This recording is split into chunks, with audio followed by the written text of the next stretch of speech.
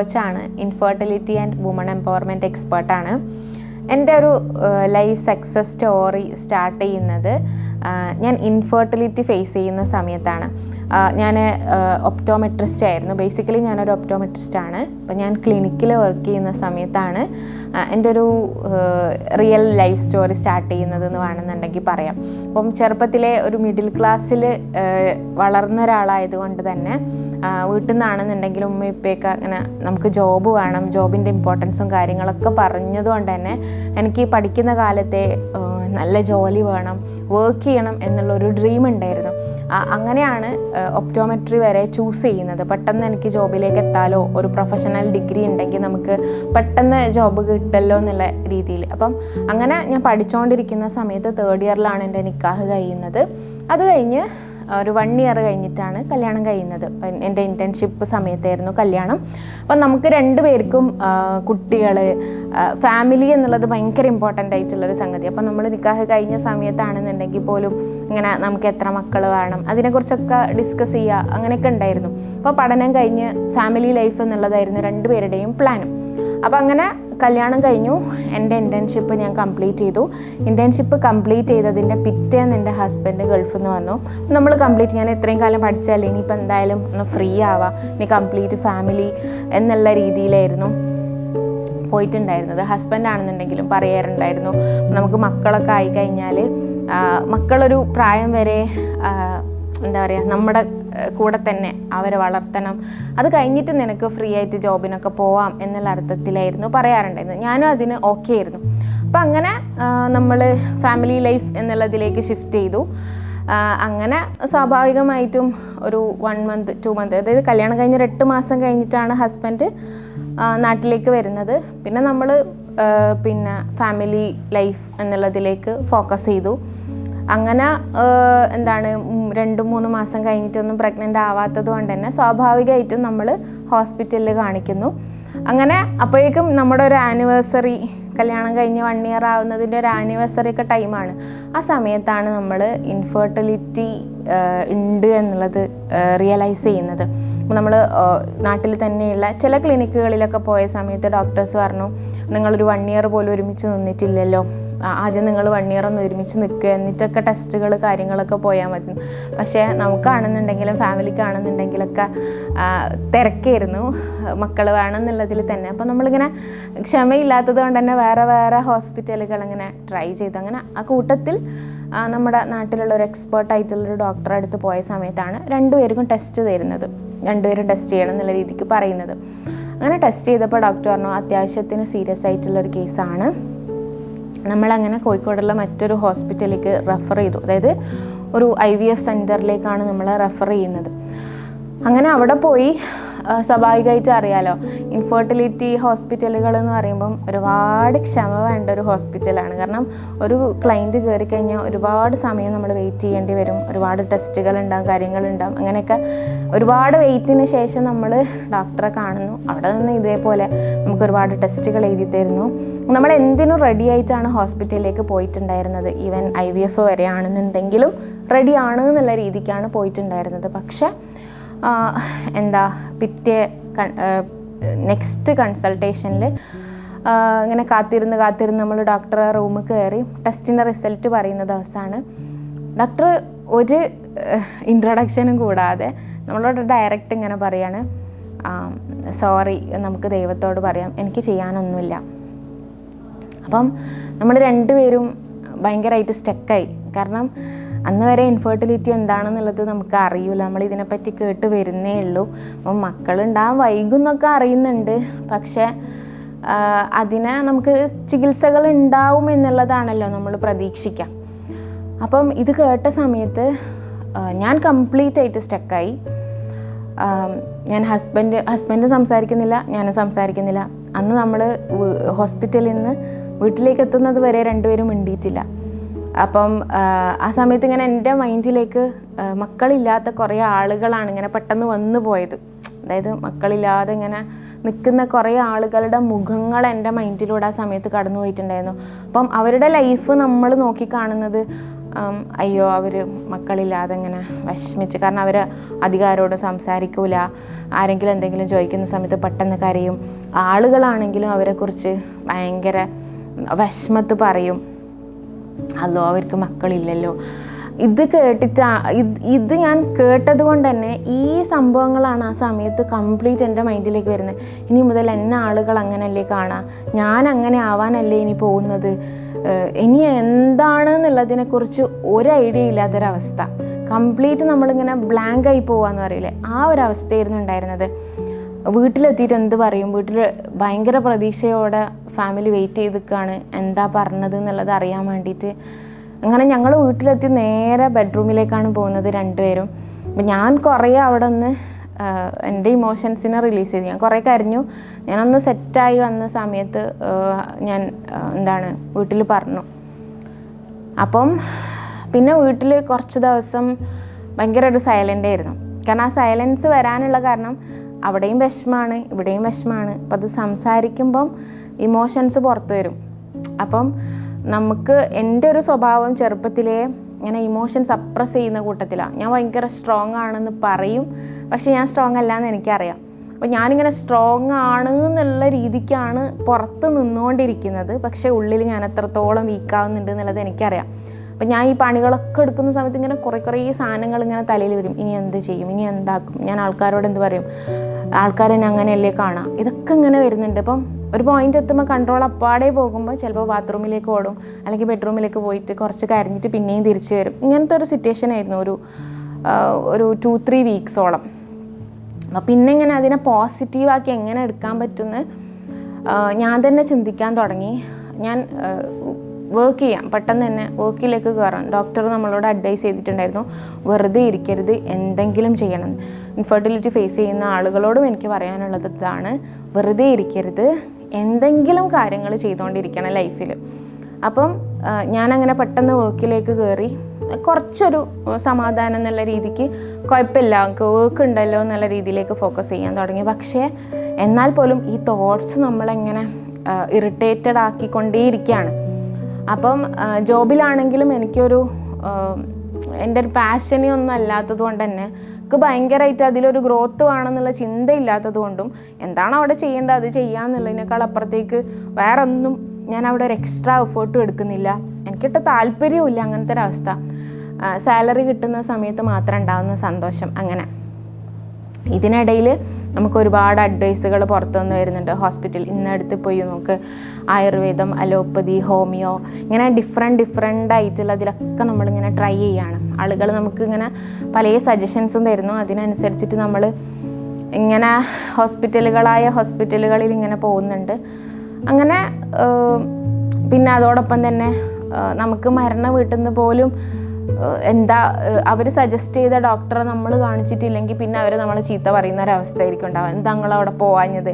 കാരണം അവർക്ക് അറിയില്ല നമ്മൾ ഫേസ് ചെയ്യുന്ന സംഗതി എന്താണ്, നമ്മുടെ പ്രോബ്ലം എന്താണ് എന്നുള്ളത് പോലും മറ്റുള്ളവർക്ക് അറിയില്ല. അവരറിയാതെയാണ് നമ്മളെ ചീത്ത പറയുന്നതും നമുക്ക് അഡ്വൈസ് തരുന്നതും.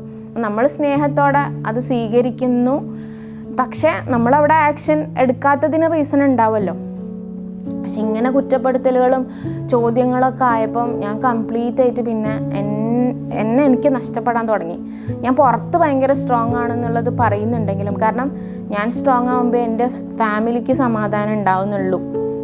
ഞാൻ വീക്കാകുമ്പോൾ അപ്പാടെ അവർ വീക്കാവും. എൻ്റെ വീടാണെങ്കിലും എൻ്റെ ഹസ്ബൻഡിൻ്റെ വീടാണെങ്കിലും അവർ വീക്കാവുന്നു എന്നുള്ളത് എനിക്ക് അറിയുന്നത് കൊണ്ട് തന്നെ ഞാൻ മാക്സിമം എന്നെ, ഈവൻ ഹസ്ബൻഡ് ആണെങ്കിൽ പോലും ഞാൻ ഹാപ്പി ആവുന്ന സമയത്താണ് ആളും ഹാപ്പി ആവുന്നത്. അപ്പം ഞാൻ എന്നെ ഭയങ്കരമായിട്ട് സ്ട്രോങ് ആക്കി നിർത്താൻ ശ്രമിക്കുന്നുണ്ട്, പക്ഷേ ഞാൻ ഭയങ്കര വീക്കായി പോകുന്നുണ്ട് എന്നുള്ളത് എനിക്ക് നന്നായിട്ട് അറിയുന്നുണ്ടായിരുന്നു. രാത്രി മുഴുവൻ കരഞ്ഞ് നിൽക്കുന്നൊരവസ്ഥ. പകൽ നമ്മൾ ഭയങ്കര സ്ട്രോങ് ആണെന്നുള്ള രീതിക്ക് പോകും. ഇങ്ങനെ ഒരു സിറ്റുവേഷനിൽ പോയപ്പം എനിക്ക് ഒരു സൈക്കോളജിക്കൽ സപ്പോർട്ട് വേണം എന്ന് മനസ്സിലായി. അങ്ങനെ ഞാനൊരു ടൗണിലുള്ള ഒരു കാലിക്കറ്റ് തന്നെയുള്ളൊരു സെൻറ്ററിൽ പോയി ഇങ്ങനെ അഡ്വൈസ് എടുത്തു. പക്ഷെ അവിടെ നിന്ന് അവരെനിക്ക് ആ സമയത്ത് വേണ്ടൊരു എന്താണോ എനിക്ക് ഉറക്കം കിട്ടാത്തതിന് ഞാൻ എന്താണോ ചെയ്യേണ്ടത് അതിനുള്ളൊരു സൊല്യൂഷൻ എന്നുള്ളതിനേക്കാൾ അപ്പുറത്തേക്ക് എനിക്ക് വേണ്ടത് ഞാൻ ഇത്രയും പെയിനുകളിലൂടെയാണ് കടന്നു പോകുന്നത്, ഞാൻ ഇത്രയും കാര്യങ്ങളെ ഹാൻഡിൽ ചെയ്യുന്നുണ്ടല്ലോ എന്നുള്ള അപ്രിസിയേഷൻ ഒന്നാമത്തത്. രണ്ടാമത്തത് അത് അംഗീകരിക്കാൻ ഒരാൾ. മൂന്നാമത്തത് എനിക്ക് മുന്നോട്ടേക്കുള്ളൊരു വഴി. ഇതായിരുന്നു എനിക്ക് വേണ്ടിയിരുന്നത്. ഇത് അവിടെ നിന്ന് കിട്ടാത്തത് കൊണ്ട് തന്നെ എനിക്കുള്ള സൊല്യൂഷൻ ഇതല്ല എന്നുള്ളത് മനസ്സിലായി. പിന്നെ എവിടെയാണ് എൻ്റെ സൊല്യൂഷൻ എന്നുള്ളതും എനിക്ക് മനസ്സിലാവുന്നുണ്ടായിട്ടില്ല. പിന്നെ മൊത്തത്തിൽ എനിക്ക് മടുക്കാൻ തുടങ്ങി. എനിക്കിനി ഒന്നും വേണ്ട, എന്തിനാ ജീവിക്കുന്നത് എന്നുള്ള തരത്തിലുള്ള ചിന്തകൾ വരാൻ തുടങ്ങി. എന്തിനാ സാലറി, എന്തിനാ ജോബ്, എന്തിനാ ജീവിക്കുന്നത് എന്നുള്ള തരത്തിലുള്ള ചിന്തകളും കാര്യങ്ങളൊക്കെ വന്നു തുടങ്ങി. എന്നാൽ അതിനിടയിൽ ഞാൻ എന്നെ ഇങ്ങനെ സമാധാനിപ്പിച്ചുകൊണ്ടിരിക്കും. നമുക്കിതിൽ ബ്ലെസ്സിങ് ഉണ്ടാവും, പഠിച്ചോ നമുക്ക് എന്തെങ്കിലും തന്നിട്ടുണ്ടെങ്കിൽ അതിനെന്തായാലും ബ്ലെസ്സിങ് ഉണ്ടാവും. ഇത് ഞാൻ തന്നെ എന്നെ പോസിറ്റീവ് ആക്കാൻ ഞാൻ തന്നെ ട്രൈ ചെയ്തുകൊണ്ടിരിക്കുന്നുണ്ട്. പക്ഷേ പല പോയിന്റുകളിലും നമ്മൾ കംപ്ലീറ്റ് കൺട്രോൾ വിട്ടു പോകുന്നൊരവസ്ഥ. അപ്പം ഹസ്ബൻഡ് തിരിച്ച് ഗൾഫിലേക്ക് പോയിട്ടുണ്ടായിരുന്നു. പക്ഷേ ആളോട് ഞാൻ പറഞ്ഞു, എനിക്ക് ഒറ്റയ്ക്ക് നിൽക്കാൻ പറ്റില്ല, ഇങ്ങനെ ജീവിച്ചിട്ട് എന്താ, നമുക്ക് എന്തിനാ പൈസ, നിങ്ങൾ നാട്ടിലേക്ക് പോരി, നമുക്ക് ഒന്നിച്ചിട്ട് ജീവിക്കാമെന്ന് പറഞ്ഞു. അങ്ങനെ നല്ല ജോബ് ഉണ്ടായിരുന്ന അതൊക്കെ വിട്ട് നാട്ടിലേക്ക് തിരിച്ചു വന്നു. അങ്ങനെ പിന്നെ നമ്മൾ നാട്ടിലായി. ഇവിടെ നിന്നാണെന്നുണ്ടെങ്കിലും ട്രീറ്റ്മെൻറ്റും കാര്യങ്ങളൊക്കെ ഇങ്ങനെ പുതിയ അഡ്വൈസുകളും കാര്യങ്ങളൊക്കെ നമ്മൾ നോക്കുന്നുണ്ട്, ട്രീറ്റ്മെൻറ്റുകൾക്ക് പോകുന്നുണ്ട്. ആളുള്ളത് കൊണ്ട് തന്നെ കുറേ കൂടി ഞാൻ ഓക്കെ ആയി. എന്നാൽ അവിടെ നമുക്ക് വേറൊരു വെല്ലുവിളി വന്നത് ഫിനാൻഷ്യൽ പ്രോബ്ലംസ് ആയിരുന്നു. കാരണം നല്ല ജോബിൽ നിന്നാണ് ഹസ്ബൻഡ് വരുന്നത്. ഹസ്ബൻഡിന് പിന്നെ ജോബിന് ഭയങ്കര സ്ട്രഗിളിങ്ങും കാര്യങ്ങളൊക്കെ വന്നു. ചെറിയ തരത്തിലുള്ള ജോബേ ഇവിടെ ഉണ്ടായിട്ടുണ്ടായിരുന്നുള്ളൂ. എനിക്കാണെങ്കിലും ചെറിയ തരത്തിലുള്ള സാലറിയും കാര്യങ്ങളൊക്കെ. അപ്പം ഫിനാൻഷ്യൽ ബുദ്ധിമുട്ടുകൾ നന്നായിട്ടുണ്ടായിരുന്നു. ഇതും കൂടെ ആയപ്പം കംപ്ലീറ്റ് എനിക്ക് നമ്മൾ ഭയങ്കരമായിട്ട് ഇറിറ്റേറ്റഡ് ആവുന്നൊരവസ്ഥ വന്നു. അങ്ങനെ പിന്നെ ഇങ്ങനെ തിരയലായി, എന്താ ഇതിന് ചെയ്യാൻ പറ്റുക, എങ്ങനെയാണ് മാറാൻ പറ്റുക എന്നുള്ള രീതിയിൽ അന്വേഷണങ്ങൾ ഇങ്ങനെ പോയിക്കൊണ്ടേയിരുന്നു. അങ്ങനെയാണ് ഒരു ലൈഫ് ട്രാൻസ്ഫോർമേഷൻ സെഷനിൽ ഞാൻ അറ്റൻഡ് ചെയ്യുന്നത്, ഗൈഡ് ഐഡിയൻ്റെ. അവിടെ നിന്ന് എനിക്ക് എങ്ങനെ ലൈഫിനെ മുന്നോട്ടേക്ക് കൊണ്ടുപോകണം, നമ്മൾ ചിന്തിച്ചതേ അല്ല ലൈഫ്, അടിപൊളിയായിട്ടുള്ളൊരു ലൈഫ് നമ്മളെ വെയിറ്റ് ചെയ്യുന്നുണ്ട്. നമുക്ക് നമ്മുടെ ലൈഫിനെ നമ്മൾ വിചാരിച്ചു കഴിഞ്ഞാൽ ഹാപ്പി ആയിട്ട് കൊണ്ടുപോകാനായിട്ട് സാധിക്കും എന്നുള്ളത് മനസ്സിലായി. ആ ഒരു പ്രോഗ്രാം എൻ്റെ ലൈഫിൻ്റെ ഒരു ഓപ്പണിംഗ് ആയിരുന്നു, പുതിയൊരു ലൈഫിലേക്കുള്ള ഒരു ഓപ്പണിംഗ് ആയിരുന്നു. അവിടെ എനിക്ക് എൻ്റെ പാഷൻ എന്താണെന്നുള്ളതിന് ക്ലാരിറ്റി വന്നു. ഞാനിങ്ങനെ ഇവിടെ ഇരിക്കേണ്ട ആളല്ല എന്നുള്ളത് എനിക്ക് മനസ്സിലായി. എനിക്ക് ഒരുപാട് ലിമിറ്റേഷൻസ് ഉണ്ട്, എനിക്ക് ഒരുപാട് പ്രശ്നങ്ങളുണ്ട്, അതിനെ ഞാൻ അഡ്രസ്സ് ചെയ്യണം എന്നുള്ളതും അതിനെ ഞാൻ ബ്രേക്ക് ചെയ്യണം എന്നുള്ളതും മനസ്സിലായി. അങ്ങനെ പിന്നെ എൻ്റെ ഒരു സെൽഫ് ജേണി ആയിരുന്നു, അതായത് എന്നെ മാറ്റുക എന്നുള്ളതിലാണ് പിന്നെ ഞാൻ കംപ്ലീറ്റ് ആയിട്ട് എൻ്റെ ഫോക്കസ് കൊടുത്തത്. അപ്പോൾ അതിലെൻ്റെ ഏറ്റവും വലിയ പ്രശ്നങ്ങളിലൊന്ന് എൻ്റെ ഫിയറാണ്. ഞാൻ അങ്ങനെ ഓരോ ഫിയറുകളെയും ബ്രേക്ക് ചെയ്യാനായിട്ട് തുടങ്ങി. നമുക്ക് ഫിനാൻഷ്യൽ ബ്ലോക്ക് പോലും വന്നത് എൻ്റെ ഉള്ളിലെ മണി ബ്ലോക്കാണ് എന്നുള്ളത് മനസ്സിലായി. അങ്ങനെ ആ മണി ബ്ലോക്കിനെ മാറ്റാൻ വേണ്ടിയിട്ട് എന്തൊക്കെ കാര്യങ്ങൾ ചെയ്യാനായിട്ട് സാധിക്കും എന്നുള്ളത് പഠിച്ചു. അപ്പം അങ്ങനെ പിന്നീട് ഞാൻ അതിൻ്റെ നെക്സ്റ്റ് ലെവലിലേക്കൊക്കെ പോയ സമയത്ത് എനിക്ക് മനസ്സിലായി, എനിക്കിങ്ങനെ ഇത്രയും ബ്യൂട്ടിഫുൾ ആയിട്ടുള്ളൊരു ലൈഫ് കൊണ്ടുപോകാൻ പറ്റുമെങ്കിൽ എന്നെപ്പോലെ കുറേ പേരുണ്ട്.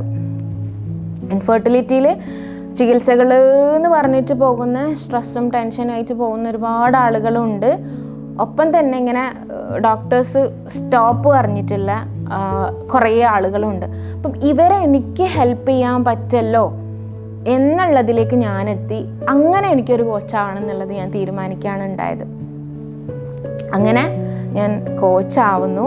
അതിലൂടെ ഒരുപാട് ആളുകളെ ഇൻഫെർട്ടിലിറ്റി എന്നുള്ള കാര്യം തുറന്നു പറയാന്നുള്ളതാണ് ഞാൻ ഫസ്റ്റ് ചെയ്തൊരു കാര്യം. എനിക്ക് ഇങ്ങനെ ഒരു പ്രശ്നം ഉണ്ടെന്ന്. കാരണം ഇൻഫെർട്ടിലിറ്റീൻ്റെ ഒരു പ്രശ്നം എന്താണെന്ന് വെച്ച് കഴിഞ്ഞാൽ മക്കളില്ല എന്ന് പറയാൻ പോലും പറ്റാത്ത പ്രശ്നമാണ്. അതായത് ഒരാൾ ചോദിക്കുമ്പോൾ തന്നെ നമുക്ക് മക്കളില്ല എന്ന് പറയാൻ പോലും പേടി, അല്ലെങ്കിൽ അത് ഭയങ്കര ഒരു ലിമിറ്റേഷൻ പോലെ കാണുന്നൊരു സമൂഹത്തിലാണ് നമ്മൾ ജീവിച്ചുകൊണ്ടിരിക്കുന്നത്. ഇപ്പോൾ ഒരാൾ നിങ്ങൾക്ക് എത്ര കുട്ടികളാണെന്ന് ചോദിക്കുമ്പോൾ എനിക്ക് മക്കളില്ല എന്ന് പറയുന്നതിൽ എന്താ പ്രശ്നം? മക്കളുള്ളതും മക്കളില്ലാത്തതും നോർമലാണ്. അത് നോർമലാണ് എന്നുള്ളതിനെ അഡ്രസ്സ് ചെയ്യുക എന്നുള്ളത് തന്നെയാണ് എൻ്റെ വിഷൻ എന്ന് പറയുന്നത്. ഒരാൾ മക്കളില്ലാത്തത് ഒരിക്കലും ഒരു ശിക്ഷയോ അല്ലെങ്കിൽ അവരെന്തോ കുറഞ്ഞവരോ അവർ വാല്യൂ കുറഞ്ഞവരോ ഒന്നുമല്ല. അങ്ങനെ നമുക്ക് ആരും ഒരു വാല്യൂ കുറയ്ക്കൂല. ആ കുറയ്ക്കുമായിരുന്നെങ്കിൽ എനിക്ക് ആളുകൾ വാല്യൂ കുറയ്ക്കണമായിരുന്നു. പക്ഷേ എനിക്ക് ഈവൻ എൻ്റെ സറൗണ്ടിങ്സിൽ നിന്ന് പോലും മുന്നേ പല കാരണങ്ങൾ കൊണ്ട് കുട്ടികളാവാത്തതിൻ്റെ പേരിൽ ഭയങ്കര സിമ്പതിയോടെ നോക്കിക്കൊണ്ടിരിക്കുന്ന ആളുകൾ പോലും ഇപ്പോൾ ഭയങ്കര റെസ്പെക്റ്റോട് കൂടിയിട്ടാണ് എന്നെ കാണുന്നതും ഭയങ്കര അവർ സന്തോഷത്തോട് കൂടിയിട്ടാണ് ഇപ്പോൾ എന്നെ കാണുന്നത്. അതെനിക്ക് മനസ്സിലാവുന്നുണ്ട്. സോ നമ്മളിൽ ചേഞ്ചസ് വന്നു കഴിഞ്ഞാൽ ഒരുപാട് ആളുകളിലേക്ക് നമുക്ക് മാറ്റങ്ങൾ കൊണ്ടുവരാനും, അതുപോലെ തന്നെ നമ്മൾ മക്കൾ ഉണ്ടാവുകയാണെങ്കിലും ഇല്ലെങ്കിലും നമുക്കുണ്ടായിരുന്ന കുറേ ഡ്രീംസ് ഉണ്ടായിരുന്നല്ലോ നമ്മുടെ ചെറുപ്പത്തിൽ. നമ്മൾ കണ്ട ഒരുപാട് കാര്യങ്ങളുണ്ടല്ലോ, അതൊക്കെ നമുക്കൊരു കുഞ്ഞില്ല എന്നുള്ള പേരിൽ നമ്മൾ എന്തിനാ മാറ്റി വെക്കുന്നത്? അതൊക്കെ നമുക്ക് അച്ചീവ് ചെയ്യാമല്ലോ.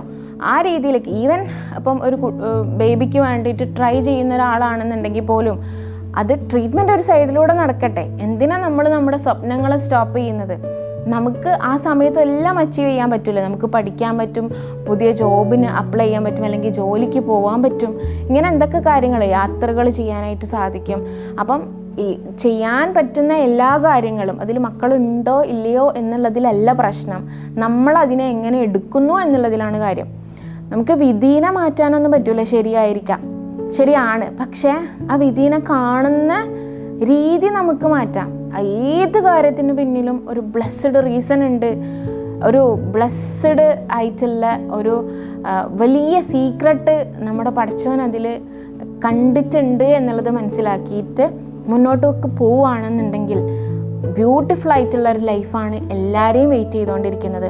അപ്പം ഏതൊരു പ്രശ്നമാണെന്നുണ്ടെങ്കിലും അതിൽ ഇവിടെ എന്ത് സൊല്യൂഷൻ ഇല്ലയെന്ന് ആരൊക്കെ പറഞ്ഞു കഴിഞ്ഞാലും സൊല്യൂഷനാണ് ഈ ലോകത്ത് ആദ്യം ഉണ്ടായത്. എല്ലാത്തിൻ്റെയും സൊല്യൂഷൻ ദൈവമാണെന്നുള്ളത് നമുക്കറിയേ. എല്ലാത്തിനുമുള്ള സൊല്യൂഷനാണ് പ്രശ്നങ്ങളെക്കാൾ മുന്നേ ക്രിയേറ്റ് ചെയ്തിട്ടുള്ളത് എന്നുള്ളത് നമ്മൾ അറിയുന്നത് കൊണ്ട് തന്നെ നമ്മൾ ആ പ്രശ്നങ്ങളിലേക്ക് ഫോക്കസ് ചെയ്യുന്നതിന് പകരം നമ്മുടെ സൊല്യൂഷനുകളിലേക്ക് ഫോക്കസ് ചെയ്യാൻ തുടങ്ങിക്കഴിഞ്ഞാൽ നമ്മൾ പോലും വിചാരിക്കാത്ത രീതിയിലേക്ക് നമ്മുടെ ലൈഫ് മാറും. ആ മാറ്റങ്ങളാണ് നമ്മുടെ കമ്മ്യൂണിറ്റിയിലൂടെ നമ്മൾ കണ്ടുകൊണ്ടിരിക്കുന്നത്. അപ്പം ഈ രീതിയിലൊരു മാറ്റം ഇൻഫെർട്ടിലിറ്റി ഫേസ് ചെയ്യുന്ന ആളുകളിലേക്ക് ഉണ്ടാക്കണം എന്നുള്ളതാണ് ഞാനും ആഗ്രഹിക്കുന്നത്. അതായത് ഇൻഫെർട്ടിലിറ്റി ഫേസ് ചെയ്യുന്ന ഒരു ലേഡീസിൻ്റെ ഒരു കൂട്ടായ്മയാണ് റൈസ് ബിയോണ്ട് എന്ന് പറയുന്ന കമ്മ്യൂണിറ്റി. അതെൻ്റെ ഒരു ഡ്രീമാണ്. അതായത് എന്നെപ്പോലെയുള്ള ഒരുപാട് ആളുകളുണ്ടാവും, അവരെയൊക്കെ എന്താ പറയുക ഫ്ലൈ ചെയ്യിപ്പിക്കുക എന്നുള്ളതാണ് എൻ്റെ ഡ്രീം. ഈ ഒരൊറ്റ കാരണം കൊണ്ട് ആരും അവരുടെ ലൈഫ് ലിമിറ്റ് ചെയ്യരുത്, ആരും കരഞ്ഞിരിക്കരുത്, ആരും അവരെ പാവം പോലെ അല്ലെങ്കിൽ അവർക്കൊന്നും ഇല്ലല്ലോ അവരെ സിമ്പതിയോടുകൂടി നോക്കരുത്.